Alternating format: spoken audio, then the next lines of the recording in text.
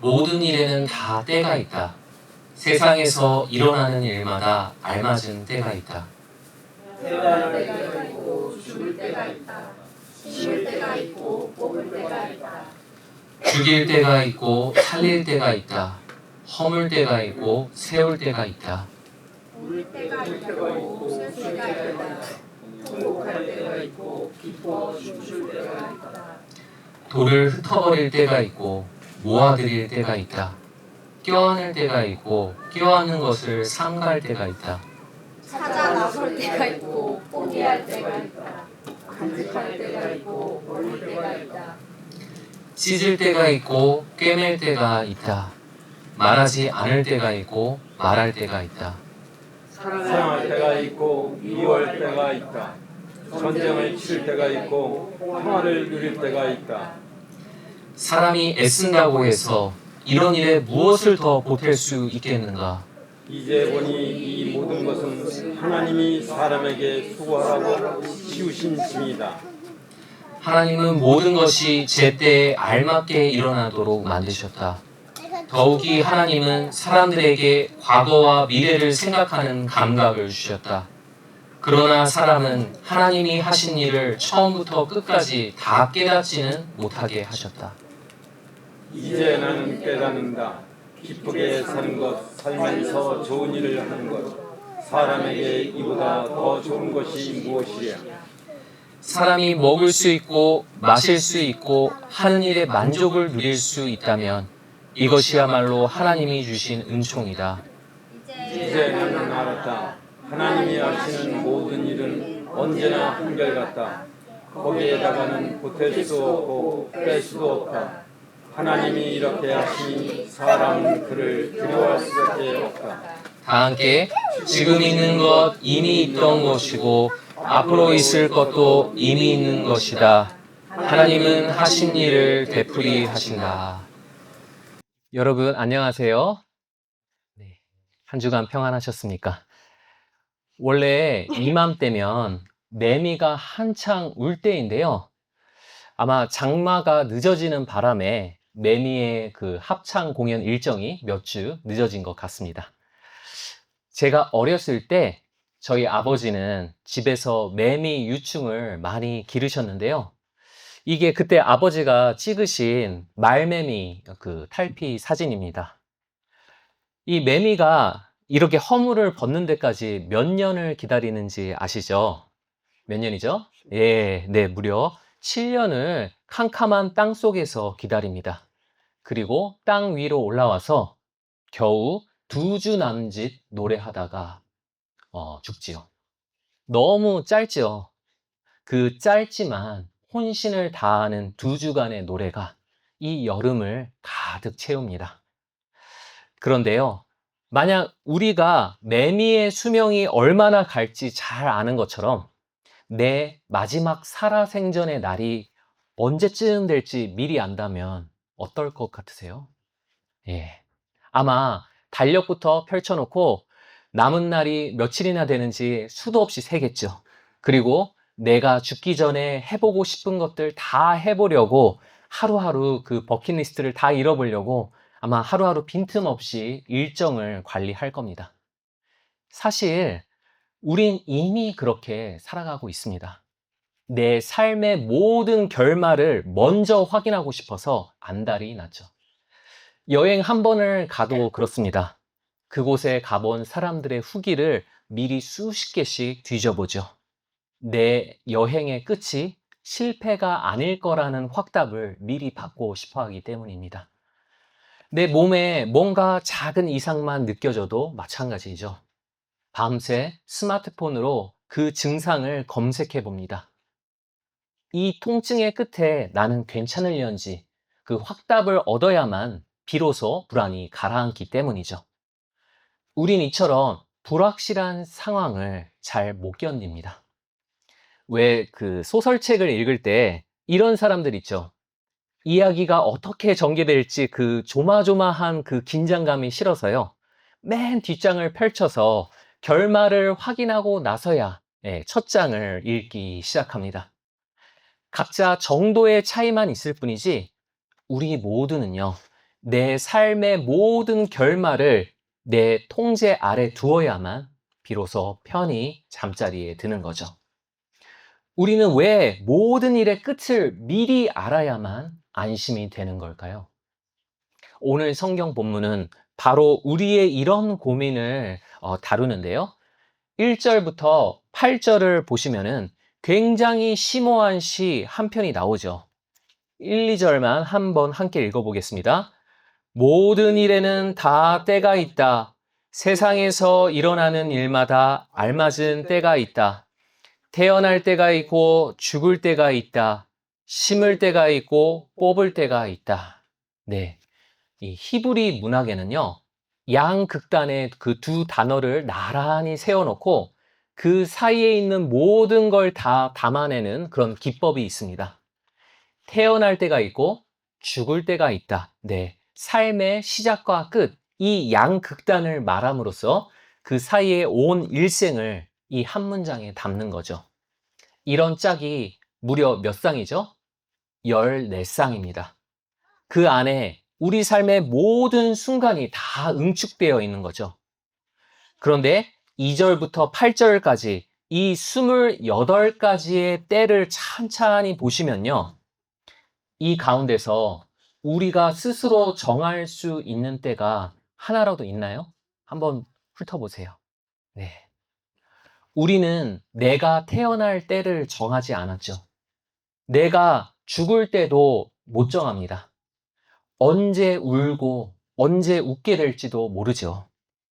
돌아보면 우리 인생의 중요한 때들은 대부분 예고 없이 찾아왔습니다.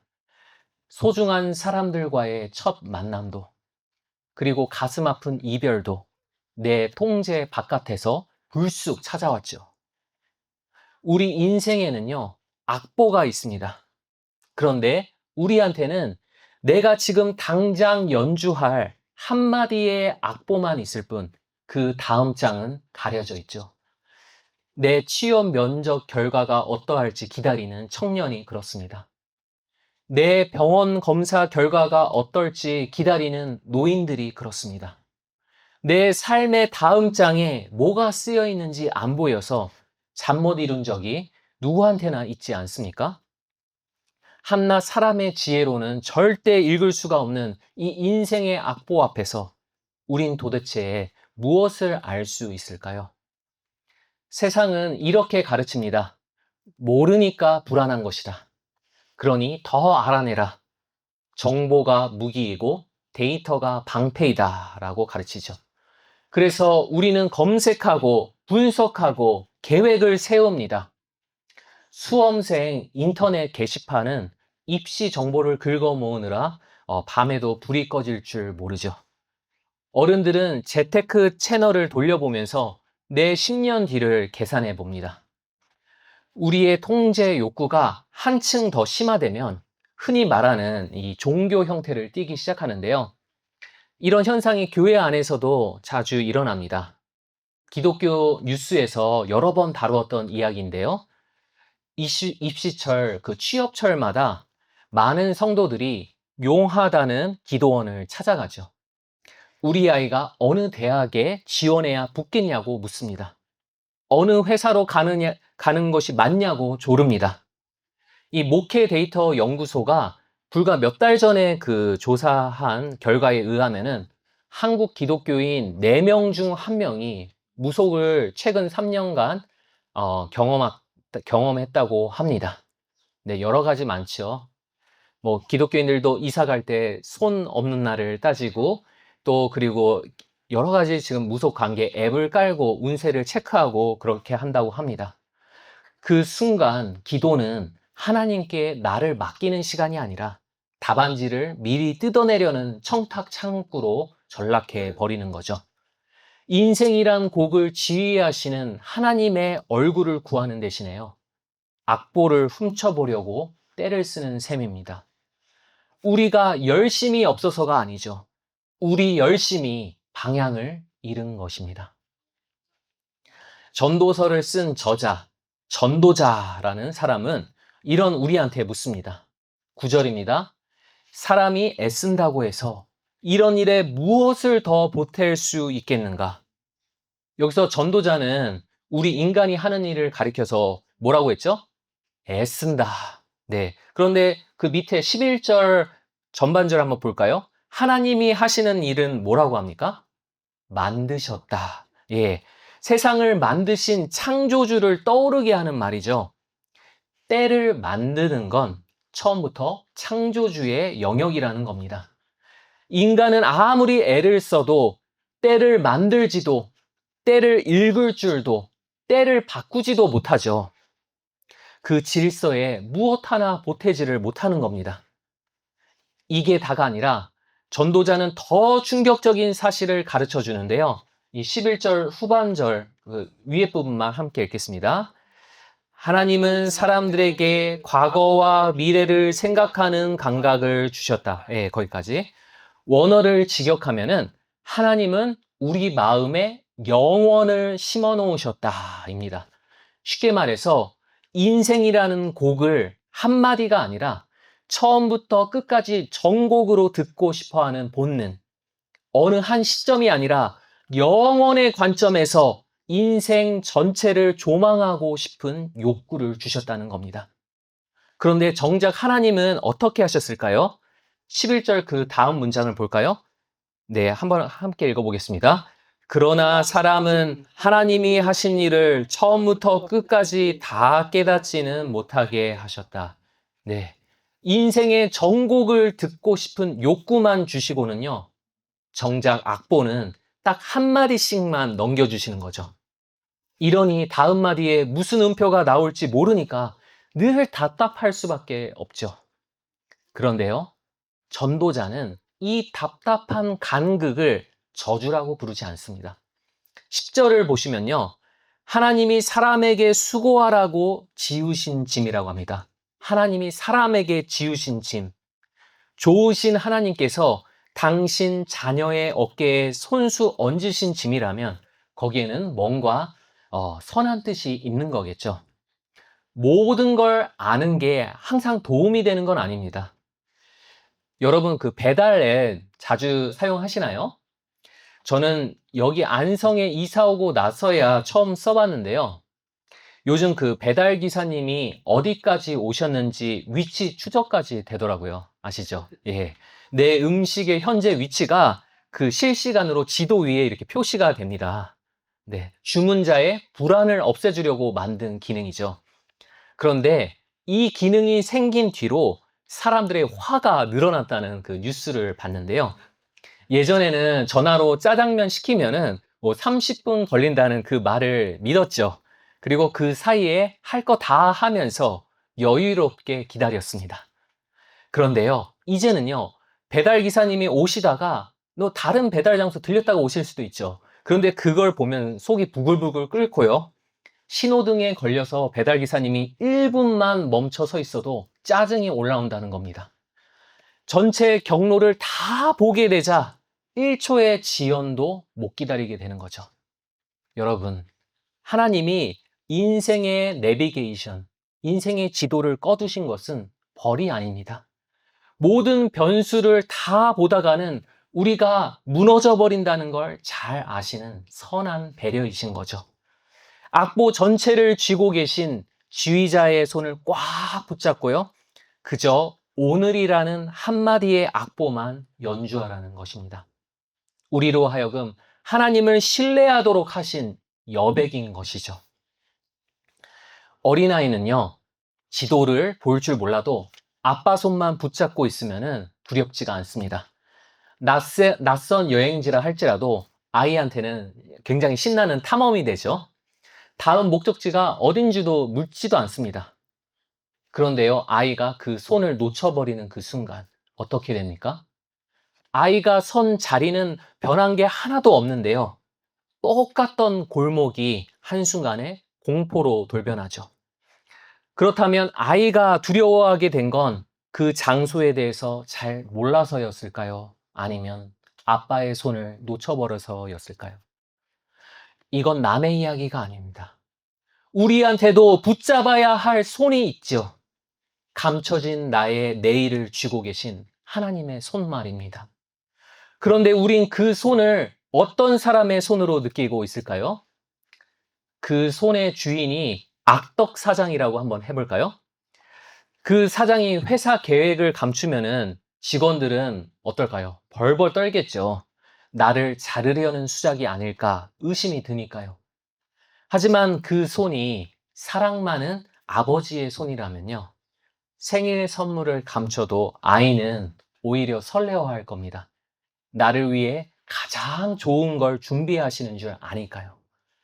감춰졌다는 사실은 둘 다 똑같습니다. 그런데 그 손이 누구의 손이냐에 따라서 내 마음이 다르게 반응하는 거죠. 사실 우리는 하나님을 따뜻한 아버지가 아니라 나에게 관심이 없거나 악의를 품은 악덕 사장처럼 여기곤 한다는 것입니다. 대체 왜 이렇게 된 걸까요? 성경은 이 불행의 시작을 에덴 동산 이야기로 설명하는데요. 선악과를 앞에 두고 뱀이 속삭였죠. 이걸 먹으면 너희가 하나님과 같이 되어 알게 되리라. 내가 무지한 것에 대한 내 불안감을 자극하는 겁니다. 그런데요, 인간이 갖고 있는 이 무지는요, 우리가 죄 때문에 타락해서 생긴 게 아닙니다. 이 무지는 본래 창조주 하나님의 아름다운 설계였죠. 그럼 타락이 뭐냐 하면요, 무지한 우리와 전지하신 하나님 사이에 다리가 끊겨버린 사건입니다. 신뢰라는 다리라는 말이죠. 다리죠. 내 인생의 지휘자를 의심하고 악보를 훔치려는 죄된 마음. 우리의 불안은 바로 거기서 시작된 겁니다. 그날 이후 감춰진 내 인생의 시간표는요, 나를 위한 하나님의 배려로 느껴지는 게 아니라요, 나를 옥죄는 두려움이 돼버린 것이죠. 그런데 참 슬픈 거는요, 이 불안이 나 혼자 아픈 걸로 끝나지 않는다는 사실입니다. 내가 두려우니까요, 내 곁에 있는 사람들까지 쥐고 흔들기 시작하죠. 내 아이한테는 너는 도대체 계획이 뭐니? 하고 윽박지르면서 악보를 내놓으라 다그치고요. 내 교회 식구의 그 누군가의 삶이 잠시 휘청거리는 걸 보면요, 믿음이 없어서 저래 하고 수군거립니다. 결국 나는 불안의 피해자인과 동시에 가해자가 되는 것이죠. 이제 우리가 어떤 처지인지 감이 오시죠? 여러분, 그 들판에서 노는 소들은요, 내일 걱정이 없어요. 소들은 오늘 뜯어먹을 풀밭이 있으면 그걸로 족하니까요. 하나님도 걱정이 없으십니다. 처음부터 끝까지 모든 걸 다 알고 계시니까요. 그런데 문제는 우리입니다. 영원을 꿈꿀 만큼 크게 지어졌는데 당장 내일 하루도 어쩌지 못할 만큼 작지요. 소처럼 오늘에 만족하지도 못하고 하나님처럼 내일을 알지도 못합니다. 그냥 하나님께 돌아가서 그분께 기대면 될 텐데 내가 놓아버린 그분의 손을 내 힘으로는 다시 못 잡죠. 내 인생을 의탁할 분께 내가 등을 지고 서 있는 것, 이것이 바로 우리 죄인의 밑바닥인 것입니다. 그런데요, 하나님은 모든 것이 제때에 알맞게 일어나도록 만드시는 분이시죠. 우리가 이렇게 바닥에 떨어질 걸 아시고 다시 건져 올릴 때를 준비해 두셨습니다. 우리는 그동안 하나님께 내 인생의 시간표를 달라고 졸라댔습니다. 다음 장에 뭐가 쓰여 있는지 그것만 알면 안심할 것 같으니까요. 그런데 하나님은 시간표를 쥐어주는 대신에 훨씬 더 좋은 걸 주셨습니다. 바로 지휘자 되시는 당신의 얼굴입니다. 다음 마디는 몰라도 그 곡을 이끄시는 분의 얼굴만 바라보면 되는 것이죠. 그럼 하나님은 그 얼굴을 우리에게 어떻게 보여주셨을까요? 갈라디아서 4장 4절 한번 함께 읽어보겠습니다. 때가 참에 하나님이 그 아들을 보내셨다. 네. 쉽게 말해서 작곡가가 직접 자신이 만든 음악 속으로 걸어 들어오신 겁니다. 시간의 영역 밖에 계신 분이 태어날 때와 죽을 때 사이에 있는 우리 인간의 자리로 들어오신 것이죠. 이것을 가리켜서 우리는 성육신이라고 부릅니다. 예수님은요, 인류 역사에서 하나님의 전체 악보를 유일하게 다 알고 계셨던 분입니다. 그리고 자신한테 맡겨진 파트가 가장 어렵고 힘겨운 악장이 되리란 걸 미리 알고 계셨죠. 그래서 십자가에 매달리시기 전 피 같은 땀방울을 흘리면서 이 잔을 내게서 지나가게 해주십시오 기도했던 겁니다. 하지만 예수님은 이내 내 뜻대로 마옵시고 아버지 뜻대로 하옵소서라고 하셨죠. 왜요? 오늘 본문 7절은 말합니다. 뭐라고요? 찢을 때가 있고 꿰맬 때가 있다. 네, 예수님은 잘 알고 계셨습니다. 당신의 몸이 찢겨야만 우리가 하나님과 다시 꿰매어질 수 있다는 걸 말이죠. 결국 예수님은 가장 고통스러운 그 십자가의 악장을 피하지 않으시고요. 끝까지 그분의 파트를 연주하셨습니다. 그 결과 어떻게 됐을까요? 이 15절 후반절, 그 다음이요. 15절 후반절을 개역개정 성경으로 함께 읽어보겠습니다. 하나님은 이미 지난 것을 다시 찾으시느니라. 우리는 보통 지나간 과거는 절대로 못 되돌린다고 생각하죠. 건반을 누르는 순간 그 연주된 음은 어떻게 되죠? 울림과 동시에 사라져 버립니다. 전도서가 말하는 우리 인생이 꼭 이렇습니다. 전도서는 우리 인생이 헛되다, 헛되다 여러 번 말하는데요. 이 헛되다라는 원어, 히브리 원어, 헤벨이 무슨 뜻이죠, 여러분? 숨. 숨이라는 뜻입니다. 인생은 무의미하다는 게 아니라 우리가 내뱉는 한 모금의 이 숨처럼 짧다는 것이죠. 한번 뱉어버린 세월의 숨은요, 절대 다시 주워 담을 수가 없는 겁니다. 그런데요, 유일하게 한 분, 이미 지나가 버린 걸 되찾으시는 분이 계십니다. 바로 하나님이시죠. 참 주의자이신 그분께는 어떤 음도 허무하게 사라지지 않습니다. 그 대표적인 사건이 바로 부활이죠. 죽음은요, 일단 한번 죽고 나면 절대 되돌릴 수가 없습니다. 가끔 가사 상태에 빠졌다가 이렇게 일어나시는 그런 경우가 있지만요. 결국에는 언젠가는 다 죽지요. 하지만 하나님은 다르십니다. 예수님이 돌아가신 지 사흘째 되던 날이었죠. 당시 유대인 문화에서는요, 사람이 숨을 거둬도 그 영혼이 다시 내 몸속에 들어갈 수 있을까 싶어서 며칠 동안은 그 시신 주위에 맴돈다고 믿었습니다. 그동안은 소생의 가능성이 있다고 여겼죠. 하지만 때는 이미 사흘째. 이제 영혼마저 그 몸을 떠나서 완전한 죽음에 이르렀다 여겨질 때였습니다. 그런데 하나님은 죽은 아들을 일으키셨습니다. 죽음이 삼켜버린 줄 알았던 아들의 그 곡조를 부활로 다시 되찾으신 것이죠. 부활은요, 죽음이 결코 우리 삶의 마지막 악장이 아니라는 증거요. 죽음 후에도 우리 아버지의 품 안에서 환희의 노래를 계속 부르게 될 거란 하나님의 공표인 것입니다. 저는 이 말씀을 읽으면서 음악가 바흐의 이야기가 생각나더라고요.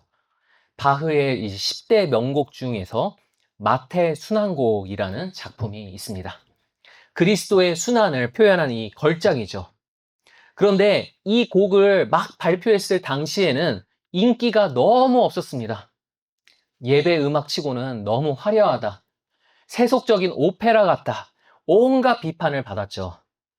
바흐 생전에도 주목을 못 받았으니까 바흐가 죽은 뒤엔 완전히 사장되어 버렸습니다. 아무도 그 가치를 몰라본 채로 100년 동안이나 그 곡이 잠들어 있었습니다. 오죽하면은 그 악보가 고기 싸는 포장지로 쓰였다는 그런 이야기도 전해져 내려오고 있죠. 그런데요, 그로부터 100년 뒤에 소년 멘델스존이 그 악보를 15살 때 생일 선물로 받게 됩니다. 악보를 펼치는 그 순간 그는 그 가치를 한눈에 알아봤죠. 예수님의 순환이 어찌나 아름답던지 마치 하나님의 계시 같았다라고 고백합니다.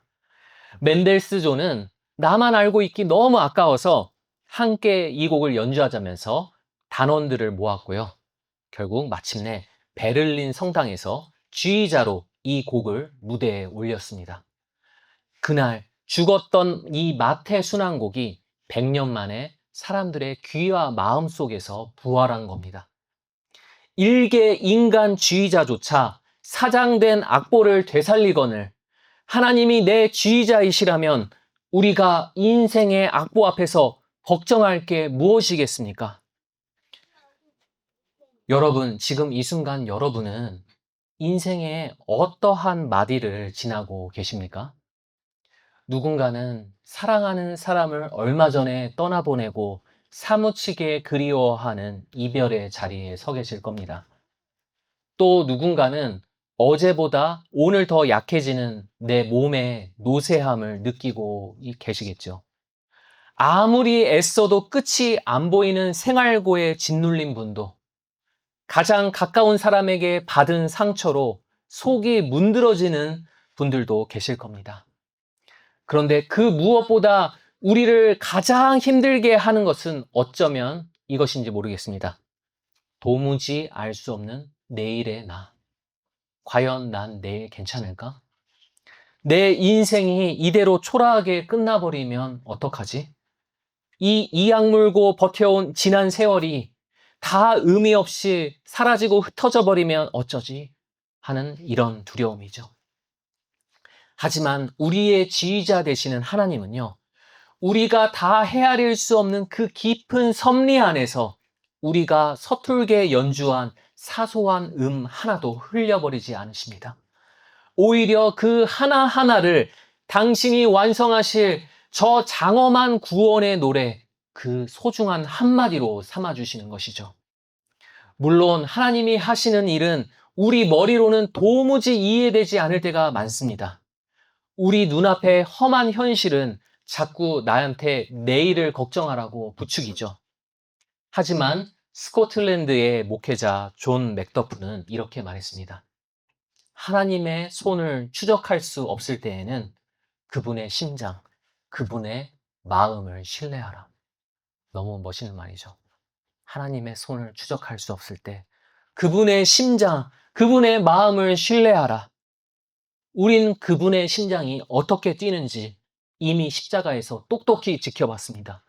나를 위해 찢기신 예수님의 그 가슴 말이죠. 우리가 이 인생이라는 곡을 완주할 수 있는 것은 우리 자신의 연주 실력에 달린 것이 아닙니다.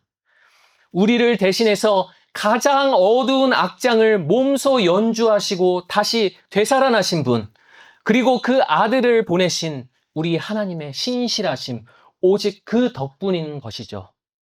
그 선하신 지휘자의 얼굴을 신뢰할 때요, 우리는 다음 장을 몰라도 오늘이라는 이 한마디의 악보를 아름답게 연주할 수 있는 것입니다.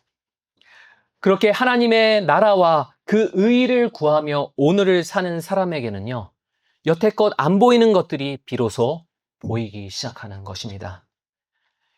내일 내가 매일 먹고 마시는 이 따뜻한 밥상, 밤에 내 곁에서 곤히 잠든 배우자의 나직한 숨소리, 아무 걱정 없이 깔깔대는 우리 아이들의 천진한 웃음, 주일마다 그 자리를 지키고 앉은 교회 식구들의 정겨운 뒷모습, 너무 익숙해서 당연하게만 여겼던 이 풍경이 실은 하나도 당연한 게 없음을, 모두 하나님의 은혜임을 깨닫게 되는 것이죠. 이제 이 장마가 그치면 곧 매미들이 울 것입니다. 7년을 기다려서 겨우 2주를 노래하고도 그 짧은 노래로 온 여름을 가득 채우죠. 우리의 오늘도 그렇습니다. 너무도 짧고 다시는 오지 않습니다. 그래서 더없이 귀하죠. 여러분, 오늘 하루는요, 모든 것을 제때에 알맞게 이루시는 하나님이 우리 손에 쥐어주신 선물입니다. 내일의 악보는 그분께 맡기고 오늘 주신 이 한마디의 악보를 감사함으로 힘껏 연주하며 사는 우리 모두가 되게 하실 줄 믿습니다. 기도하시겠습니다.